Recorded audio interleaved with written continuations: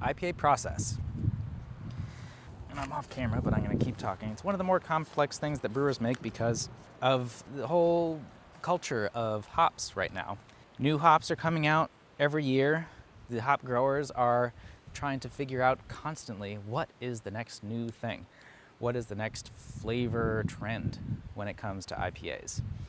So brewers have a lot to keep up on in that sense. They have to research these ingredients, they have to use them firsthand, they have to talk to people who use them firsthand, and they have to take all that information and put it into one product. And sometimes, if you're lucky, you're going to be able to do iterations of it. You're going to be able to try new ingredients out on small batches and then ramp it up to larger batches if you like what you've done with a small batch. If you didn't like it, then it's just a small batch. You could try something new for the next small batch and figure out what works for you and what you are trying to do when it comes to the beer. And when we're talking about hops, it's usually IPAs that we're talking about.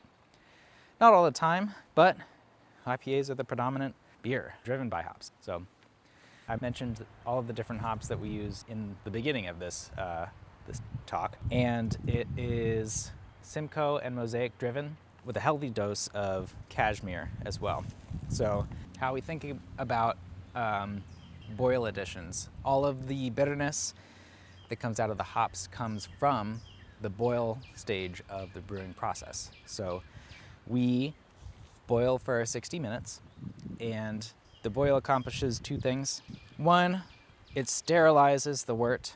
It kills any bacteria or yeast that is on the grain that you've used and that may have possibly survived through your mashing process. The boil process kills all of those that are harmful for humans. So when we boil, the longer the hops stay in the boil, the more bitterness you're going to pull out of the hops. And we're going to talk about IBUs here, International Bitterness Units. So IBUs are how brewers talk about bitterness, and it gives us a nice round number to target and to be able to talk with other people and have people understand it. Generally, IBUs are on a range of 50, maybe 55 IBUs, all the way up to the hundreds. And I think that the saturation point for the alpha acids that cause bitterness, that cause the IBU number to go up, it's somewhere around the 120, maybe 150 IBU range. So if you are making a beer, if you're a home brewer or a commercial brewer, and you're targeting 200 IBUs, you're not going to have a measurable 200 IBUs in your product at the end of the day. You're going to have that saturation point at whatever that is, 120 IBUs. Anyway, so Brontë is very classic, very traditional American IPA, and it has 67 IBUs. That's what we're targeting. How do we distribute those IBUs? We're doing about 25% of it at the very beginning of the boil, starting right at 60 minutes. So that addition of hops is going to give us that. And then we have a smaller 30-minute addition, a larger 15-minute addition, and a very large whirlpool addition. So by spreading all of those additions out, you accomplish a couple of things. One, the later you add your hops in the process of boiling, the more aroma you're going to retain from those hops.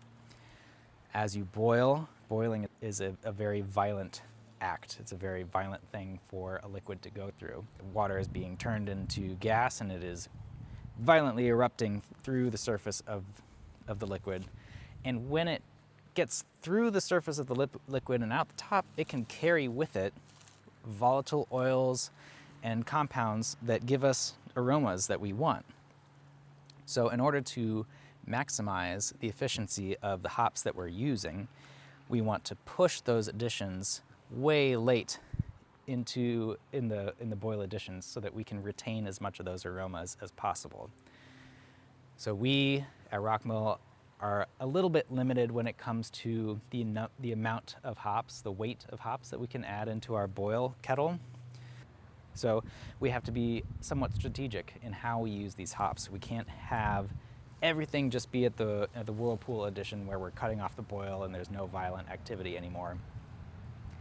it's necessary for us to balance these things out, to kind of add in different layers of these bitterness additions.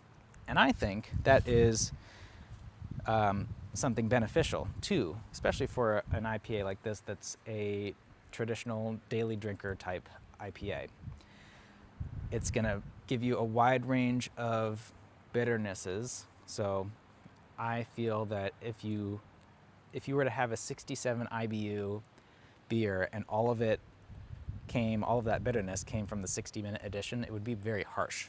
It would be a very harsh bitterness, and there would not be much aroma to it. There wouldn't be fun quality to that bitterness. It'd just be bitter. So by having a 60, a 30, a 15, and a Whirlpool, you are layering in the different bitterness qualities at the different timed segments of the boil. So long story short, it's a complex product. I said that at the beginning, but just to reiterate, it's a complex product. There's a lot of thought that goes into when we add the hops, what hops we're adding where, and what we think that we're getting out of those hops. Because it's also, without doing lab science, without doing benchtop trials for every specific hop combination and timing combination that you might want to do, if you're able to do those benchtop trials, you would be able to quantify what aromas you're getting out of which hops when. And us being a smaller craft brewery, we're not doing a ton of batches. We don't have the ability to do very, very small batches just for experimental purposes only. So we have to use our previous experience and our previous knowledge about what a hop will give us from an aroma standpoint and from a flavor standpoint. And we have to use that to the best of our ability to come up with a new product. Luckily, with a beer like this, with Brontë, we have gone through several iterations of hop combinations. It is one of our most popular beers, especially at the tap room. So we're able to do more batches of this than we would a one-off batch that you might find at the tap room. So we can refine and we can tweak and we can make things more to our liking with this beer. And I think we've come to a very happy point with this beer. We're very satisfied with the quality of hop aroma. We're very satisfied with the malt characteristics of it and the alcohol, of course. It's a great beer. I'm very proud of it. One other thing before I send you guys off, talk about process. When we are making this beer, we are dry hopping it at 2 pounds of dry hop per barrel.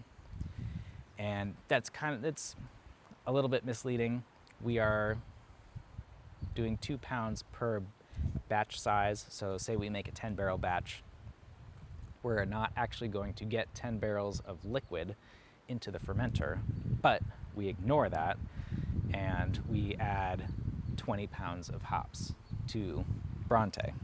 So it's actually a little bit higher when we're realistically talking. If we wanted to get really specific, we're probably at 2.1, 2.2 pounds per barrel of hops with the dry hop. And we are adding those hops at the very end of fermentation. We have let the yeast settle out, have a chance to settle out of the liquid before we dry hop the beer so that the yeast doesn't combine with the aroma compounds of the hops that we want in there and limit them. If the yeast is super present, it's going to change the quality of that hop aroma that is in there. And the way we do it with Brontë, we let the yeast settle out, then we dry hop it, and then it goes on its merry way throughout the rest of the process. It's not a hazy IPA. It is a classic, we like to call Midwestern style IPA, which is a balance of all the good things.